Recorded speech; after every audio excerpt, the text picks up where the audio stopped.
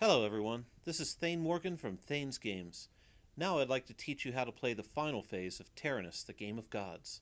Having created a world, populated it with tribes, and inspired them to construct temples to their gods, there can be only one thing left: war. In the war phase, the gods are in competition to defile each other's temples. Monsters are summoned to strike out against rival temples, defiling them in whatever way feels most appropriate to their god. Mighty heroes are called forth to fight those monsters, and often each other. Each temple becomes a summoning point for these minions. The gods can also curse each other's temples to prevent their summoning. As temples become defiled, the gods must intervene directly with their magic to keep them summoning. Magic can also be used to save a monster or hero from being stalked by rival minions, or to give minions a little boost of speed. But magic is limited, and burning through it too fast can leave a god helpless by the end of the game. The phase lasts 10 rounds for each god, or until only one god has temples left undefiled. It is a phase littered with the bodies of defeated heroes and monsters, but they are just the playthings of the gods, and more could be made for the next game. Players should put their hero, monster, and curse on their player mats. They should also put 10 tribe markers on their mats. These are each a point of magic to be discarded as they are used. There is no way to get more magic for the phase, so spend it wisely. Players should keep a pool of tribe markers off of the mat as well. These will be given to rival gods to mark trophies when they kill their minions, or for marking temples when they are defiled. Trophies from rival gods will be kept on the player mat until the end of the phase. The player with the lowest total score will go first, and play proceeds clockwise. They should keep track of the turns as they go by. Unused world tiles are good for this. After each god takes 10 turns, the game ends. On each god's turn, they follow this sequence. First, they summon any minions they wish that are not on the board. These can only be summoned from their own temples. They then can move one or both of their minions, seeking to defile with their monsters and defeat rival minions with their heroes. Then they can place their curse on any rival's temples to prevent it from being able to summon. It is then the next god's turn. There are 4 ways to earn points on a turn. Defeating a hero is worth 2 points and a trophy. Defeating a monster is worth 4 points and a trophy. Defiling a rival's temple earns 7 points and makes it less useful for summoning. Finally, a hero may rob a rival temple for 1 point. There are also 3 ways to earn bonus points at the end of the phase, each worth 10 points. Be the god who defiled the most temples. Be the god who has the most temples left intact.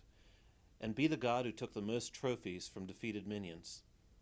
Ties earn 5 points. Minions do the grunt work for this phase, and they have a few simple rules. They can never occupy the same space as another minion, even friendly ones. They may, however, move through friendly minions. This includes when being summoned. They cannot summon to a temple that has a minion on it already, even if it was being summoned on the same turn as the other. This also means rival minions can prevent a temple from summoning by standing on it, annoying the priests.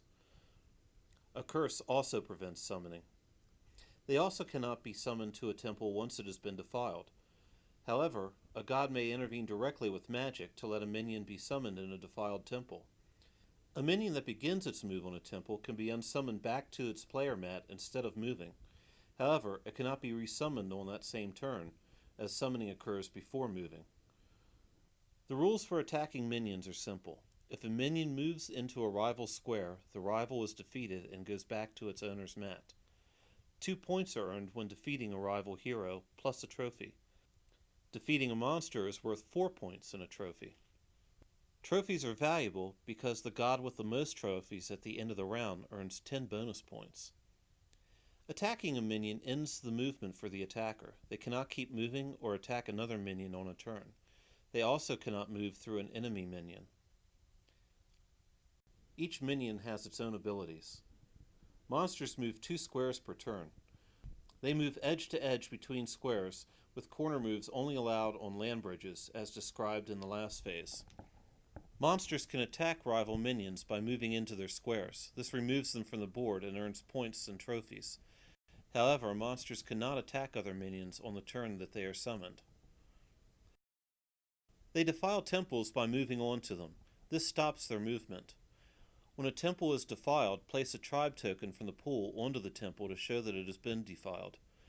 Monsters may defile on the turn that they are summoned. Much of a god's strategy is finding places where monsters can be summoned and quickly defile an enemy temple on the same turn. A temple can only be defiled once, so there is a race to get monsters to the most temples quickly. There is no way to undefile a temple. Defiled temples cannot be used to summon a minion unless a god uses magic to help the summoning. Monsters may move through defiled temples without stopping. Also, monsters may defile a temple that has a rival minion on it, even if they were just summoned. This counts as defiling the temple and defeating the minion, and scores points for both. A hero's main job is to fight. They can move 4 squares in a turn, and so have the speed to run down rival monsters. Like monsters, they also kill minions by moving into the same square, sending them back to the opposing player mats. This earns points and collects trophies. Unlike monsters, they can and often do attack rival minions on the turn that they are summoned. Heroes can also loot opposing temples if they end their turn on one. This is a great way to earn an extra point with a hero who has nothing better to do. Even defiled temples still have valuable relics worth taking. Gods can use their 10 points of magic in 4 different ways. However, once it is gone, they are never getting more.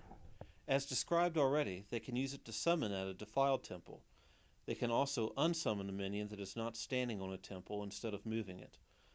They can increase a minion's move by 1 square. And finally, in rare instances, they can purge all rivals from their temples if their temples are completely blocked from summoning. To summon a defiled temple, spend 1 point of magic and then summon as normal. Note that this only works for 1 defiled temple. If they want to summon at 2 defiled temples, they must spend 2 points of magic. They can also spend a point to increase a minion's move by 1. This is a vital function for magic, as targets are often just out of reach. Only 1 point can be spent per minion on a turn. You cannot spend 2 points to give a minion 2 extra spaces of movement. However, you may spend 2 points of magic to give each of your minions 1 extra square of movement. Minions can unsummon for free if they are standing on a temple at the start of their move. However, a god may also spend a point of magic to unsummon a minion not on a temple at the beginning of its move. This is a great way to save or redeploy a minion. Finally, there is the Purge. This sends all rival minions and curses that are standing on a god's temples back to their player mats. This is such a great feat of magic that it also requires the power of the god's curse, which cannot be placed on the board that turn. It can only be done if there is a minion a god wants to summon but cannot because all of their temples are blocked. Normally this only happens in 3 or 4 player games when gods might gang up on a leader. Note that a temple could also be blocked by a friendly minion. To cast the Purge, spend a point of magic and place the curse back on the player mat. Then, remove all rival minions and curses from your temples. However, do not remove friendly minions or defiling markers. These stay. After all minions and curses have been removed, the god may summon as normal. A god could even spend another point of magic to summon from a defiled temple that had been blocked by other means. After the last god has taken their 10th turn, the phase ends. The phase also ends early if only 1 god has undefiled temples left. Remove all minions and curses from the board, but leave the defilement markers so they can be counted. Determine which players have won bonus points for the most trophies by counting them off of each player's mat. The highest number earns 10 extra points, or 5 points in the case of a tie. Then check which god had the most remaining undefiled temples. This also earns 10 bonus points, or 5 points in a tie. Finally, count which god had the most defilement markers on rival temples. This is worth 10 points, or 5 points in a tie. The game is now over, and all that is left to do is total up the points from all of the rounds. The god with the highest score wins. And that is how the game is played. Though each of the phases can stand alone, they also build on each other to affect the final outcome. The placement of temples in the final phase strongly affects a god's success in that phase, and a balance of protected and aggressively placed temples is crucial. But to get that placement requires good decisions in the construction phase, where temple placement is determined. That in turn depends on the way the gods populated the world in the second phase. balancing a need for points and speed with a need to get tribes in the right areas of the world for construction. And all of that is strongly affected by the world that is built, where the lakes are, where the peninsulas are, where the mountains are, and which regions hold a lot of tribes and which do not. Thank you for listening, and I hope you enjoy playing Terrenus, the Game of Gods, as much as I do. Stay tuned for some strategy videos and thoughts on how to enable your victories.